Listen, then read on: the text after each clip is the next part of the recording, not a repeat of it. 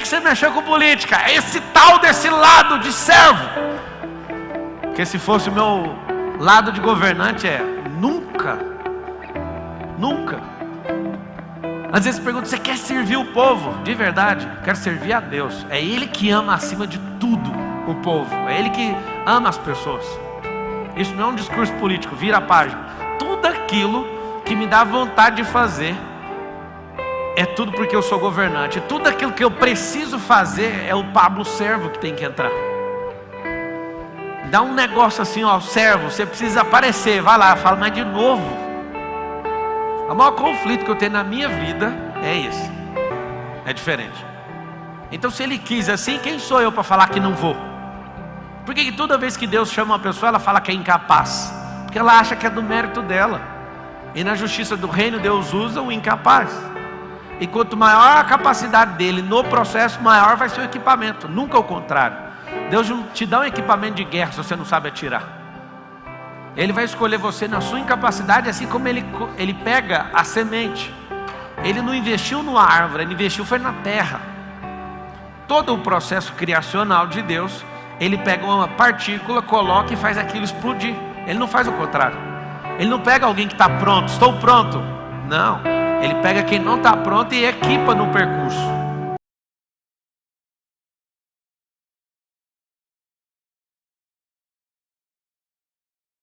Vocês podem ficar aí no palco aí, segurando a pressão aí, que vai ficar da hora.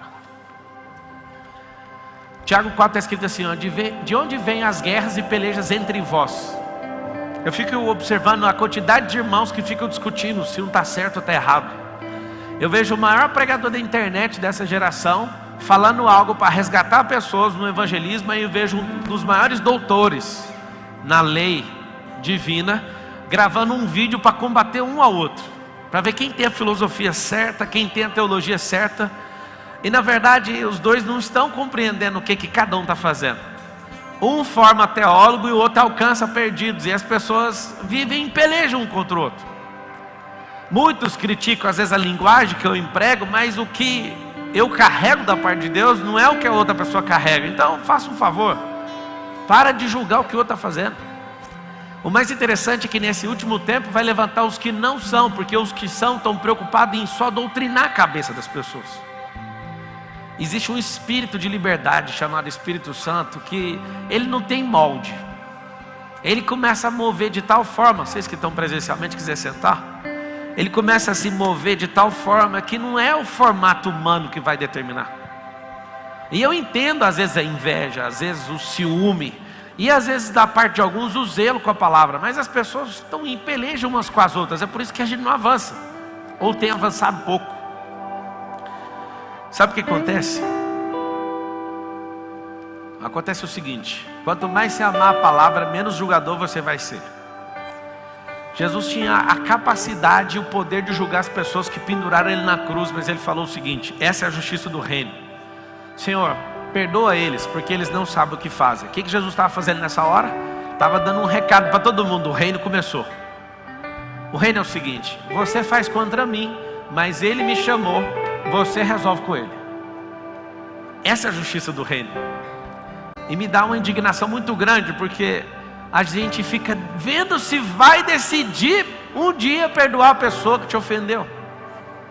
Só que Jesus explica, é 70 vezes 7 no único dia, dá 490. Isso é um código muito simples. Você não dá conta de praticar os 70 vezes 7. Já que você não dá conta, desista. Nem mexa com isso. Pare de perdoar. Alguém vai ficar doido porque vai pegar descontextualizado agora. Estava olhando para o lado, o que ele falou? Falei isso mesmo. A justiça do reino é não carregue ofensa.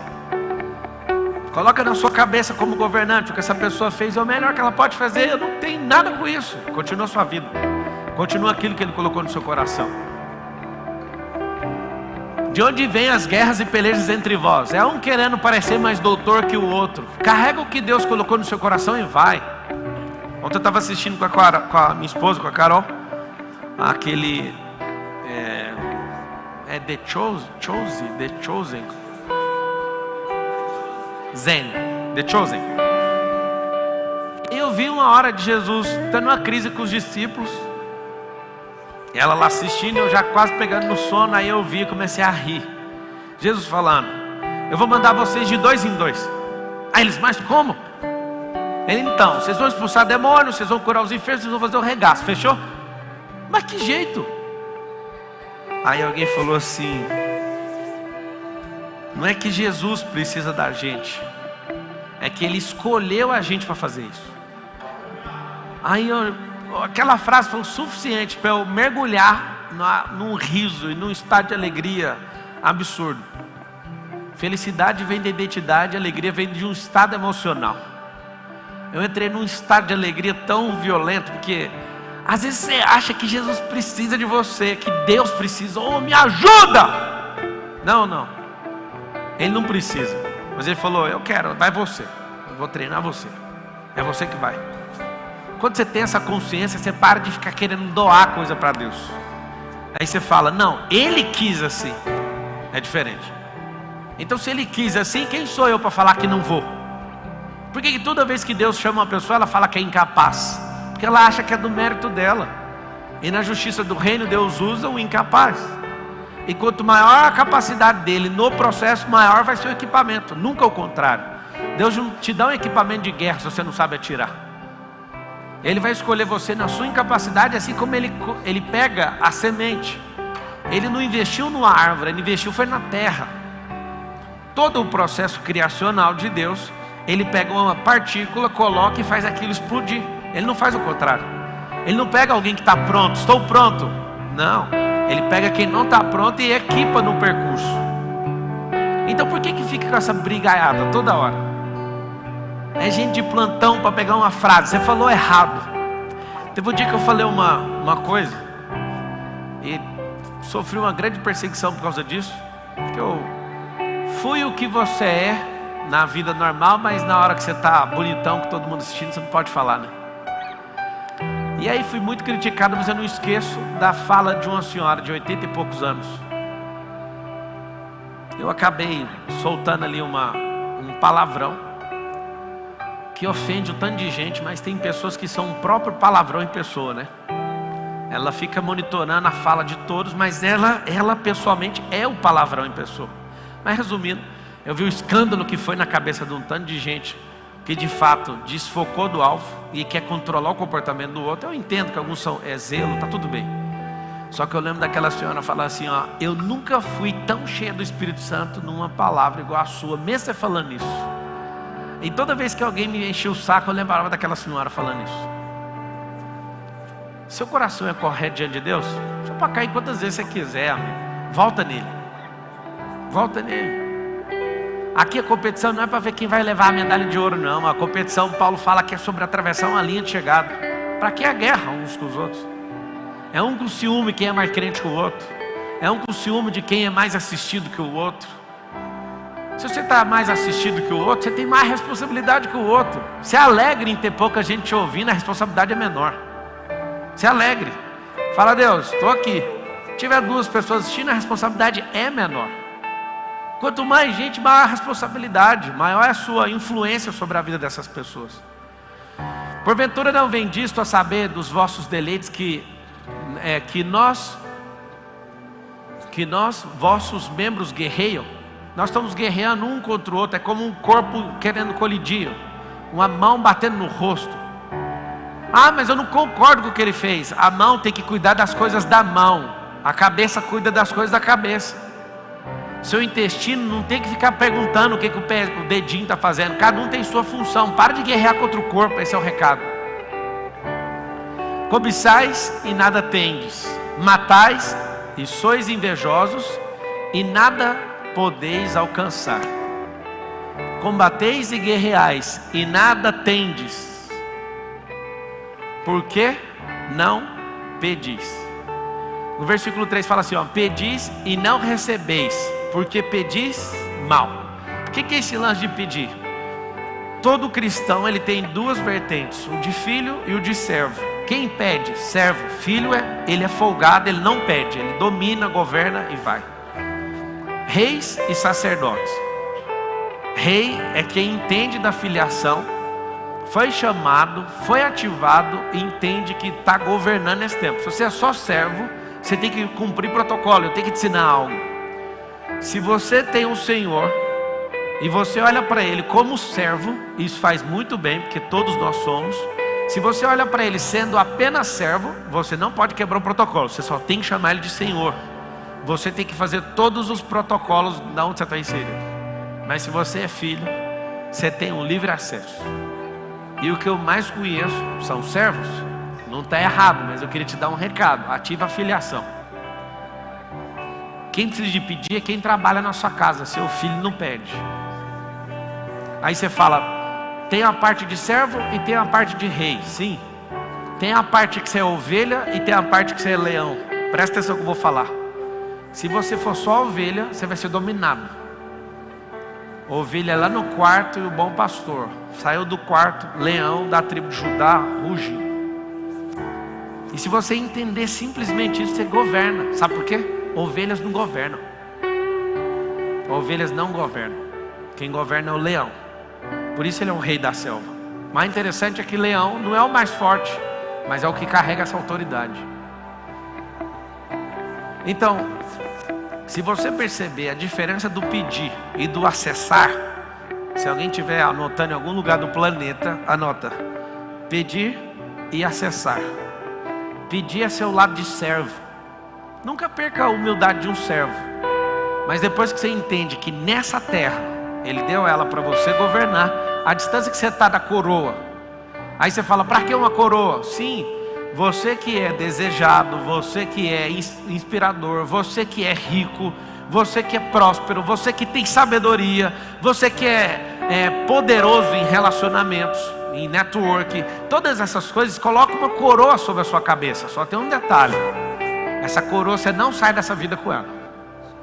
E aí tem duas coisas que você tem que fazer com essa coroa: ou você insiste em carregar ela para o caixão, ou você joga ela aos pés daquele que te chamou. É inevitável, não adianta você querer mentir ou querer fazer graça.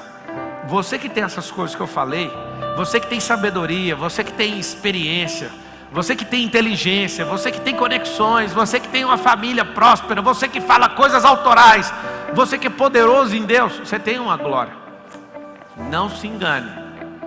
Isso que você está construindo é para apontar para um único lugar. Pablo, o que eu faço com isso? Como um bom filho, governe. Como um bom servo, transborde. Vocês não sabem a vontade que dá. A vontade de quem descobre o governo é deixar de ser servo. Isso é uma das coisas mais terríveis que eu sinto dentro de mim. A maior guerra de todas. Sabe qual que é? Desliga esses canais, tal. Vamos viver só a nossa vida. Aí eu desligo a parte de servo. Jesus, mesmo sendo Deus, não se usurpou ser igual a Deus. Deixou o trono, deixou sua glória, mesmo sendo filho, veio nos servir. E essa servidão não acabou. A servidão tem a ver com obediência. Muitos ficam, mas para que você mexeu com política? Esse tal desse lado de servo. Porque se fosse o meu lado de governante, nunca. Às vezes pergunta, você quer servir o povo? De verdade, quero servir a Deus. É Ele que ama acima de tudo o povo. É Ele que ama as pessoas. Isso não é um discurso político, vira a página. Tudo aquilo que me dá vontade de fazer é tudo porque eu sou governante. Tudo aquilo que eu preciso fazer é o Pablo servo que tem que entrar. Dá um negócio assim, servo, você precisa aparecer. Vai lá, fala, mas de novo. O maior conflito que eu tenho na minha vida é esse. O conflito de quando você vai ativando o governo, a maioria esquece. Ele fala, não, é sobre mim, é só sobre a minha casa. E sai fora do jogo. Reis e sacerdotes, servos e filhos.